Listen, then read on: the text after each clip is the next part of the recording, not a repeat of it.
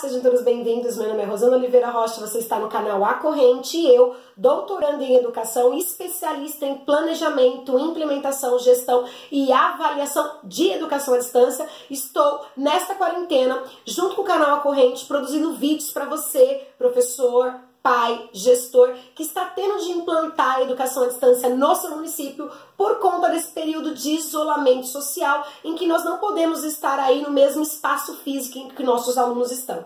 E aí, para muitos professores, pegou de surpresa e a gente está tendo várias discussões muito gratificantes, muito legais com os professores. Então, se você se interessa pelo assunto, por favor, inscreva-se aqui no canal, já vai deixando aí seu like, seu joinha para contribuir e fortalecer, mas mais do que o like, compartilhe com seus amigos, compartilhe nos seus grupos de colégio, para os professores que estão aí nesse momento sofrendo. Nós temos vídeos muito legais. Quem tem medo de EAD, que é uma reflexão sobre como a EAD pode complicar. Nós temos um vídeo sobre EAD e as fases da EAD no Brasil e o que estão sendo implantado agora, porque então, o município pode estar implantando textos impressos mandados para casa, ele pode estar implantando plataforma, ele pode estar implantando um grupo de WhatsApp, e a gente conversou sobre isso em vídeos, e a gente tem vários vídeos aí, inclusive um vídeo muito polêmico, né? O título dele é: a EAD substituirá o professor? Mas calma, não é uma afirmativa, é uma pergunta. A educação à distância vai substituir o professor? Então vale a pena conferir, fique com a gente e participe. Vocês podem me procurar nas redes sociais, meu nome é Rosana O. Rocha,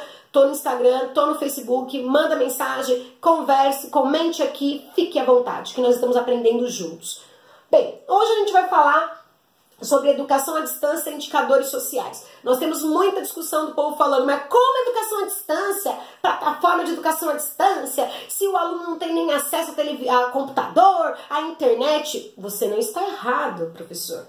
Só que, quando a gente fala em educação à distância, já esclareci no outro vídeo, não é só com a modalidade de internet banda larga. A educação à distância ela pode ser realizada via rádio, ela pode ser realizada via papel impresso, que é a parte textual. Então, nós temos várias formas.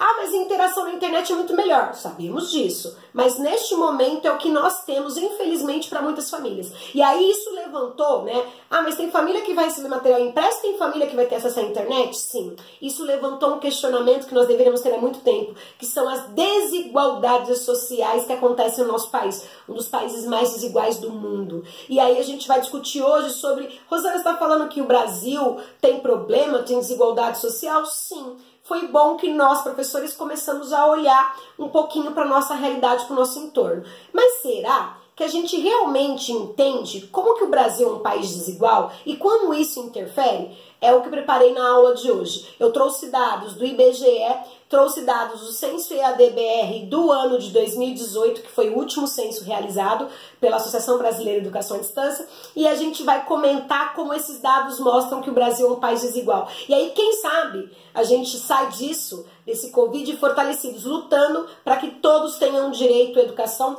porque quando a gente fala de educação à distância e de distribuição de renda, interfere, porque aqueles que têm mais condições terão mais acesso à educação à distância. A uma educação à distância mais multidirecional, mais interativa. E a gente começa dizendo o seguinte, então eu usei para o início da nossa conversa os dados que foram feitos, a síntese de indicadores sociais e que analisa as condições de vida do Brasil. Essa pesquisa aqui, ela foi realizada, mas basicamente o que é a síntese de indicadores sociais? Ela teve início em 98 e ela vai analisar a qualidade de vida e os níveis de bem-estar das pessoas, famílias e grupos populacionais.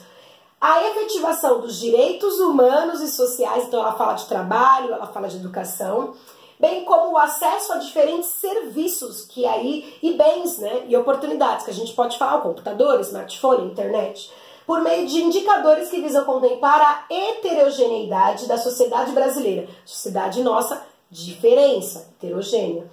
E aí, sob a perspectiva das desigualdades sociais, quem está falando não sou eu, um documento oficial do IBGE, Instituto Brasileiro de Estatística. E aí a gente vai, é elaborada a partir da Pesquisa Nacional por Amostra de Domicílios Contínua, ou seja, perguntas para a família, é feita então uma pesquisa, não são dados que tiram do nada.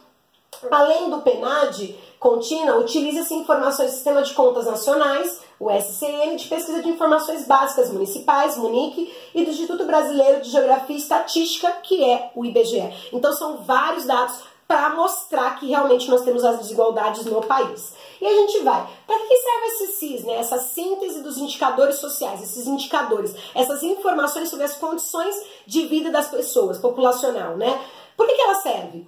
O estudo ele tem procurado abarcar uma série de informações essenciais para o mapeamento da desigualdade. Então é uma forma de você visualizar essa desigualdade onde ela é mais forte, mais latente. E os seus efeitos sobre a realidade social brasileira, com vistas não só à incorporação de assuntos atuais e relevantes para políticas públicas, ou seja, no caso, quando eu vejo a desigualdade social e eu vejo a renda de uma cidade, de um estado, e vejo que ele não tem uma renda, não tem acesso à internet, como que eu vou implantar a EAD ali com acesso à internet de banda larga? Não tem como. Então eles servem esses indicadores, nessa síntese de indicadores sociais, para que os governos, as prefeituras, para que o governo estadual, federal, desenvolva políticas de acesso, tanto nos momentos atuais como o nosso, que nós estamos aí numa época de pandemia, como para aprofundamento das análises, a partir dos eixos das desigualdades sociais. E aí ele vai falar desigualdades de gênero, então mulher e homem, quem está falando, IBGE, não é Rosana. A de cor ou raça e a de grupos de idade. Nós tivemos aí um vídeo no canal, que vale a pena, é um vídeo curtinho, quem tem direitos humanos. E aí eu cito nele uma dessas diferenças, né, as diferenças que nós temos de grupos. E a CIS, né, a síntese de indicadores sociais, também aponta. Esse estudo ele é anual, exceto nos anos de realização do censo. Então nós vamos ter o censo demográfico este ano, vai ter o censo do IBGE, então esse ano não vai ter esse estudo. Então o nosso último estudo, a gente vai utilizar os dados do último estudo. Ele é de abrangência nacional, com resultados divulgados para o Brasil, para as grandes regiões, para as unidades de federação, ou seja, todo mundo fica sabendo. Você pode pesquisar lá, então, se você quiser na internet, esse estudo da síntese de indicadores sociais. Tem um livrinho, uma planilha bem legal e bem explicativa. Nós vamos usar para isso, para hoje, para o vídeo, alguns mapas que estão lá. Então a gente vai no primeiro mapa. Taxa de desocupação. Então o último, ele foi de 2018, tá? Então a gente tem o seguinte, em 2018 a gente tá falando aqui do desemprego, tá bom? Tô usando aqui o desemprego. O desemprego, você vai ver que quanto mais clarinho, menos desemprego tinha. Então, ó, aqui, ó, bem branquinho, até 6% de desemprego. Pasmem, no Brasil não tem nenhum lugar que tenha apenas 6% de desemprego. A gente tem 100 acima, né? Mais de 6 até 10, essa parte aqui, que é o laranja mais clarinho. E aí a gente tem mais de 10 até 14, aqui inclui São Paulo, em que nós estamos, né? E a gente inclui aqui também Minas, inclui aqui também todas essas partes aqui com laranja médio, vamos dizer assim. E o laranja mais escuro, mais de 14% de taxa de desocupação, ou seja, de desemprego. Isso porque tiraram do censo aquelas pessoas que trabalham informal. Nós estamos falando aqui, nós até estamos tirando essas pessoas informais, ou seja, esses números são bem maiores se a gente for contar aquelas pessoas que não têm emprego formal, tá bom? E aí a gente vai ver, ó, essa mais escurinha, você tem aqui o Rio de Janeiro, você tem aqui os estados, né, no Nordeste, então assim, a preocupação é grande, porque isso mostra desigualdade, vocês estão vendo? A gente mostra taxas, lugares que têm menos desemprego, lugares que têm mais desemprego, isso demonstra desigualdade, um país desigual.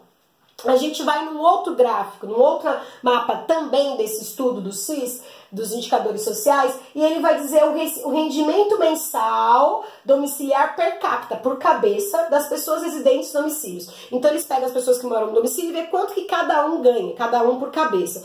Claro que se tem 4 pessoas, só uma trabalha, divide esse valor para essas pessoas. E aí a gente vê aqui, de 607 a 847 reais, ou seja, a gente está pensando aí em menos de um salário mínimo por morador. Ah, Rosana, mas é muito dinheiro. Peraí, muito dinheiro? Qual é o custo de vida? E olha que coisa, né? Nós temos aqui o Amazonas, Pará, nós temos aqui Maranhão, Piauí, Bahia. Olha esses países, olha esses estados, gente. Eles têm aí a renda por pessoa de 607 a 847.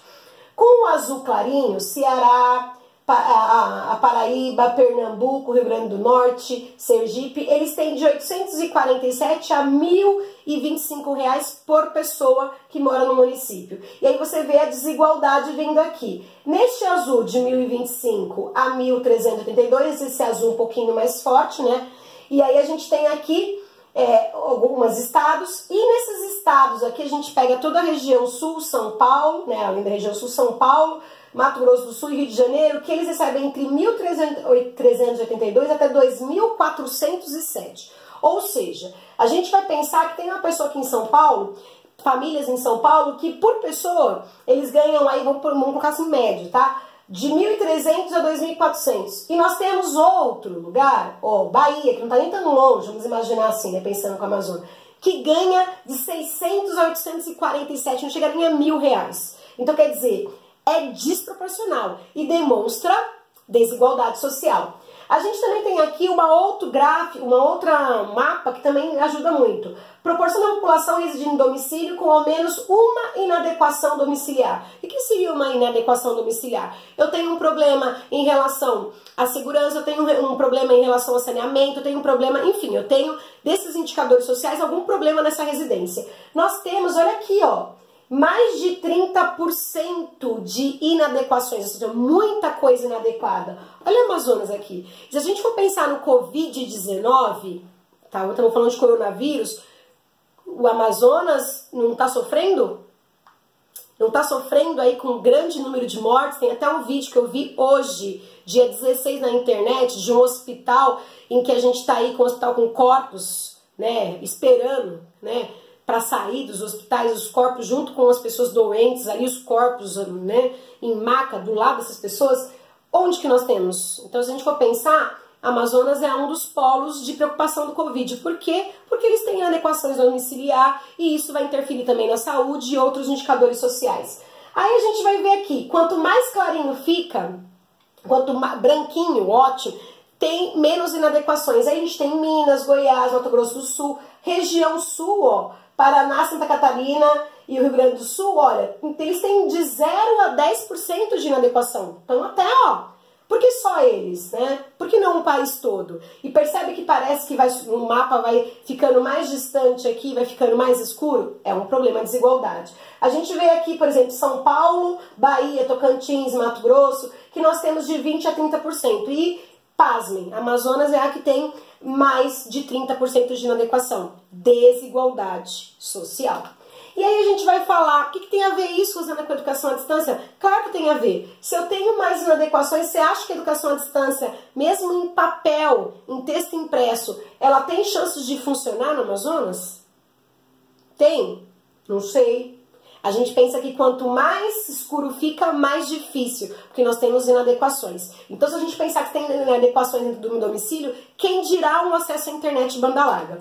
E aí a gente vai dizer que a educação à distância tem muito a ver com esse poder aquisitivo, porque para eu ter um acesso a uma plataforma, para eu ter acesso a uma interação, a um ambiente virtual de aprendizagem, é claro que eu preciso de uma banda larga, uma videoconferência. Então, a gente está falando de EAD, que é o momento, né, de mediação didático-pedagógica, em que os processos de ensino-aprendizagem ocorrem em meios de tecnologia de informação e comunicação, com estudantes e professores desenvolvendo atividades em lugares e tempos diversos. Já disse para vocês que pode ser realizado de várias maneiras, mas é claro que quanto menos condições eu tenho, quanto mais inadequações, quanto menos verbo eu tenho, mais difícil fica de efetivar EAD. Será que se eu tiver o papel impresso ele vai chegar em todas as casas aqui no Amazonas? Será?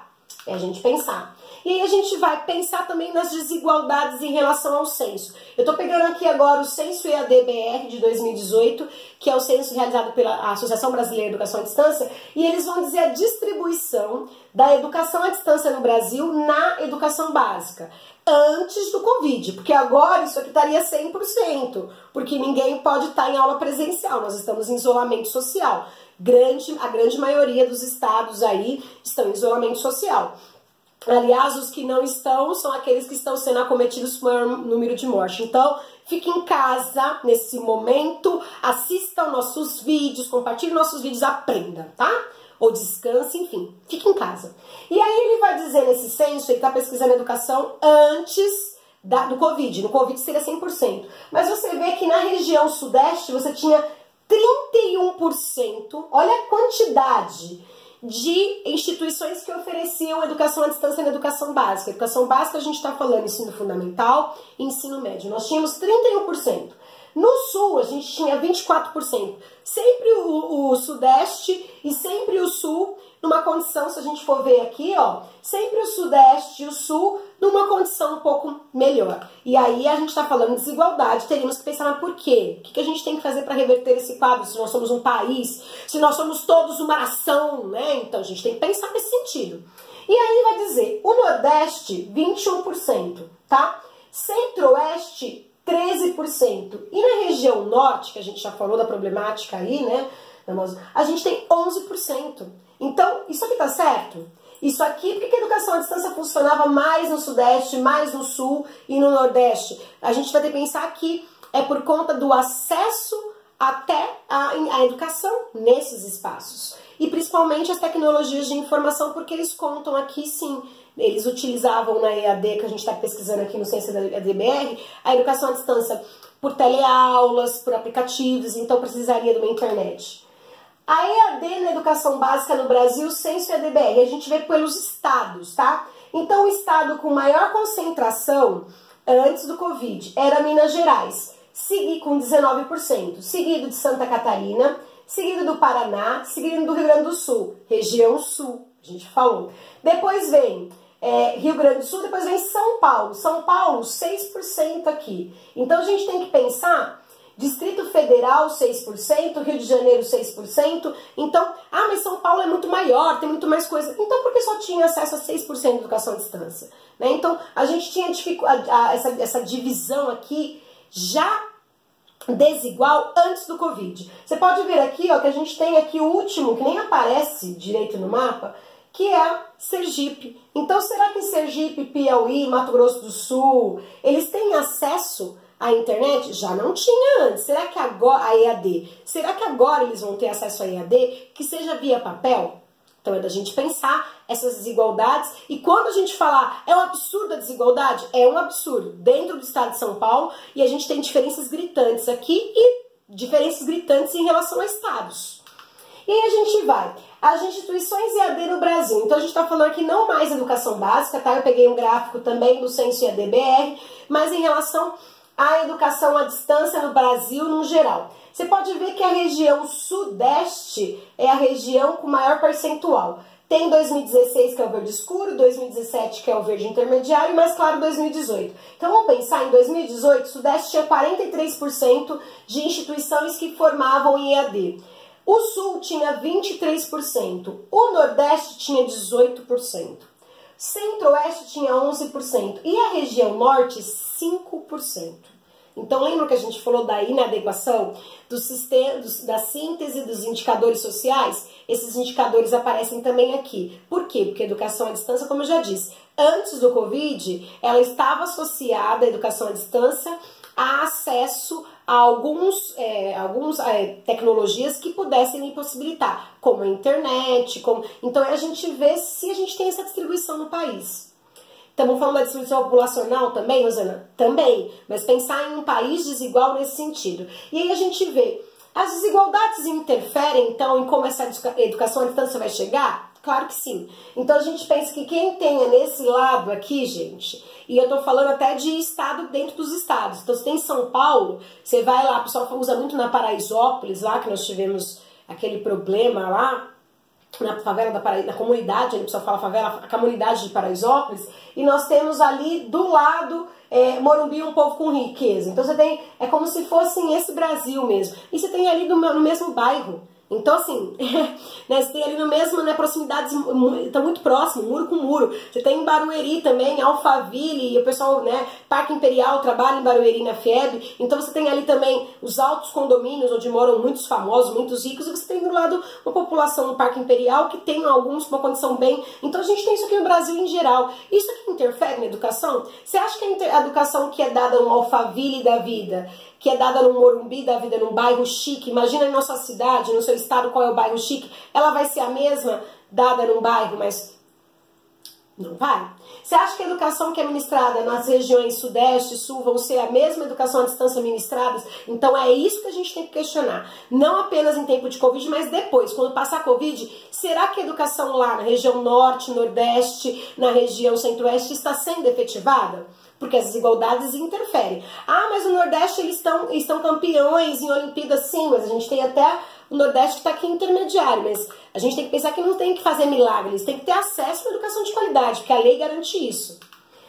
Bem, a gente finaliza dizendo sobre desigualdades e aí fica um vídeo sobre desigualdades sociais que a gente tem aqui no nosso canal. Entra lá, compartilha, comenta, que a gente está falando o quanto que as desigualdades sociais interferem na educação. Espero que você tenha gostado, espero que a gente tenha conseguido ilustrar o quê? Que essas desigualdades sociais, elas interferem na desigualdade em relação à educação à distância e mais, nas próprias condições de vida das populações. Então a gente tem que questionar a desigualdade social não só na época de EAD por causa do Covid. Nós temos que questionar a desigualdade social em todos os contextos. Que nós comecemos agora o questionamento, mas que continuemos aí depois desse isolamento, tá bom? Um grande beijo. Lembrando que nos próximos vídeos a gente vai ter aí formação para que a gente consiga ter uma educação à distância de qualidade, mesmo você com pouco recurso. Com o seu aí celularzinho, com o seu smartphone, você consegue fazer acontecer. A gente vai gravar aulas nesse sentido. Um grande beijo e até a próxima. Tchau, tchau.